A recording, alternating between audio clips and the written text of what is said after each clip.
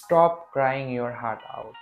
So Real Madrid কালকে যখন tunnel দিয়ে মাঠে ঢুকতেছিল ম্যাচ শুরুর আগে, তখন সিটিজেনরা এই কথাটা লিখে রদ্রির ব্যালেন্ডিয়ার হাতে নিয়ে একটা ছবি দিয়ে ওদের ইত্তেহাদ স্টেডিয়ামের বিশাল ব্যানারটা টানাই দিচ্ছে। এটা একটা গান অ্যাকচুয়ালি।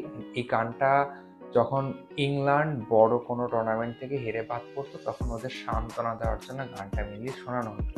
সো সিটিজেনরা রিয়াল মাদ্রিদকে সান্ত্বনা দেওয়ার জন্য অ্যান্ড ভিনিসিয়াস জুনিয়রকে সান্ত্বনা দেওয়ার জন্য ওরা যাতে না কান্নাকাটি করে এর জন্য এই গানটাকে ডেডিকেট করছে। অ্যান্ড যেটা ভিনিসিয়াস জুনিয়রের একটুও ভালো লাগার কথা না, তার অ্যান্সারটা ভিনিসিয়াস জুনিয়র ম্যাচে দিছে, রিভেঞ্জটা ম্যাচে নিছে and player of the match হয়ে মাঠ ছাড়ছে। অ্যান্ড ব্যাপারটা আমার কাছে অনেক ভালো লাগছে যে ভিনিসিয়াস জুনিয়র যেভাবে রিভেঞ্জটা নিল, বেস্ট পসিবল ওয়েতে ভিনিসিয়াস রিভেঞ্জটা নিছে। সো এখন যদি ম্যাচের কথায় আসি, শুরুতে রিয়াল মাদ্রিদ দু একটা চান্স পাইছিল, যেটা ভিনিসিয়াসের একটা শর্ট পোস্টে লাগলো, এমবাপ্পে একটা ভালো সুযোগ পাইছিল যেটা কেউ বাইরে মারে, অ্যান্ড দেন আকাঙ্ক্ষির একটা হেডার ডি ব্রুইনার সেট আপ থেকে ওইটা পোস্টে লাগে। সব কিছু মিলায় দুটা দল ভালোই অ্যাটাকিং ফুটবল খেলতেছিল, বাট অন দ্য ব্রেক গাভার্ডিওলের সেট আপ মানে জাস্ট একটা বল ডাউন করে দিল, হাল্যান্ড ক্লিনিক্যাল ফিনিশ দিয়ে দিল অ্যান্ড রিয়াল মাদ্রিদ পিছায় পড়লো। ওই সময় অনেক রিয়াল মাদ্রিদ ফ্যানই ভাবছিল যে আমাদের মনে হয় ম্যাচটা জিতে যাওয়া বা ড্র করে যাওয়াটা টাফ হবে, বিকজ আমরা এই সিজনে অতটা ভালো খেলতেছিলাম না। But this is Real Madrid, ওরা যেভাবে করে আসছে লাস্ট ইয়ারগুলোতে এবারও তাই করছে। রিয়াল মাদ্রিদ ইউরোপিয়ান কম্পিটিশনে is a different team and আমরা দেখতে পারছি রিয়াল মাদ্রিদ দুইবার পিছায় পড়ছিল অ্যান্ড 85 মিনিটের সময় রিয়াল মাদ্রিদের স্কোর লাইন ছিল 2-1 অ্যান্ড যখন ম্যাচটা শেষ হয়েছে তখন 3-2 শেষ করছে।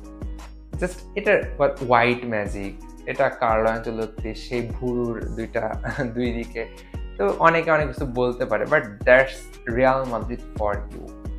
অ্যান্ড এইখানে দুইটা ম্যানেজারকে নিয়ে আমি যদি একটু বলি, Pep Guardiola, with all due respect, আমি তাকে অনেক সম্মান করি, বাট সে না ফুটবলটাকে এত কাস্টমাইজ করতেছে, এত ট্যাকটিক্যাল সুইচ, এত ফরমেশন, এত কিছু, বাট কেমন জানি সেই প্রাগপ্যাটিক মানুষটার কাছে আসলে তার এগুলা কাজ করে না। কার্লো আনচেলত্তি, পেপ গার্দিওলা দুজন দুই টাইপের। পেপ গার্দিওলার কথা হচ্ছে আমি ভালো রেজাল্ট করার জন্য যা যা করা লাগে তাই তাই করবো, আর কার্লোর কথা হচ্ছে আমার কাছে যেটাই আছে আমি সেটা নিয়েই বেস্ট আউটপুটটা নিয়ে আসার ট্রাই করবো। আমরা ম্যাচের ভিতর দেখতে পারছি কালকে কার্লো কিছুই করে নাই, প্লেয়ার নাই, 1x1 আমাদের যেমন ডিফেন্সে কেউই ছিল না, কি করছে সেই ফোরম্যান ব্যাকলাইন রাখছে, দানি সেবায়োসকে খেলাইছে, কামাভিঙ্গাকে খেলাইছে অ্যান্ড তারাই ওয়ার্ক করে দিছে। এখানে অনেক কিছু করতে পারতো, হয়তো এক্সট্রা একটা রাইট ব্যাক নিয়ে আসতে পারতো, হয়তো 5-ম্যান ব্যাকলাইন যেতে পারতো, যেটা পেপ গার্দিওলা করছে।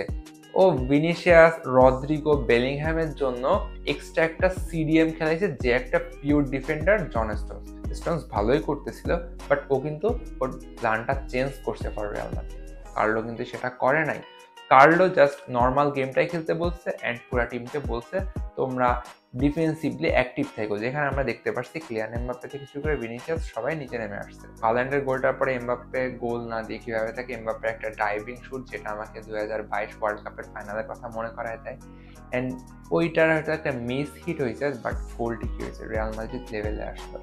অ্যান্ড তারপরে আবার সেকেন্ড হাফে যা দানি সেবায়োস ফাউল করলো, রিয়াল মাদ্রিদ পেনাল্টি কনসিড করলো, রিয়াল মাদ্রিদ আবার পিছায় পড়লো, 2-1 পিছায় গেল অ্যান্ড এরপরে বাকিটা সবারই জানা। আমার কাছে একটা জিনিস ভালো লাগছে যে রিয়াল মাদ্রিদ লো ব্লক খেলতেছিল, এমবাপ্পে থেকে শুরু করে ভিনিসিয়াস সবাই নিচে নামতেছিল, বাট যখন কাউন্টারটা হয়েছে 90+ মিনিটে, জুড বেলিংহ্যাম বক্সের ভিতর, আমি জানি না এটা কিভাবে সম্ভব, এটা শুধু মনে হয় কার্লো আনচেলত্তির কাছেই সম্ভব। তো কালকে রাতটা মানে অ্যামেজিং গেছে, আমার কাছে মনে হয় প্রত্যেকটা রিয়াল মাদ্রিদ ফ্যানের মনে রাখার মতো একটা রাত গেছে। অ্যান্ড আমি কালকে রাতে একটু ঘুমাই নাই, আমার এটা খুব অর্থিট গেছে ভাই রাতটা, জাস্ট অ্যামেজিং। অ্যান্ড এরপরে অনেক কিছু এখনো বাকি আছে, 90 মিনিট সান্তিয়াগো বার্নাব্যুতে আরো অনেক কিছু হবে। আই হোপ রিয়াল মাদ্রিদ যেটার জন্য ইংল্যান্ডে আসছিল, যেটার জন্য ম্যানচেস্টারে আসছিল, সেটা নিয়েই বার্নাব্যুতে খেলতে নামবে। মানে জাস্ট রিয়াল মাদ্রিদের রেজাল্টটা রিয়াল মাদ্রিদ পরে থাকতেছে অ্যান্ড আই থিঙ্ক বার্নাব্যুতে রিয়াল মাদ্রিদ খুব ইজিলি হ্যান্ডেল করতে পারে ম্যানচেস্টার সিটিকে। সো তোমাদের কি ওপিনিয়ন সেটা কমেন্টে জানাই দিও অ্যান্ড অফকোর্স ভিডিওটা শেয়ার করে দিও। হালা মাদ্রিদ।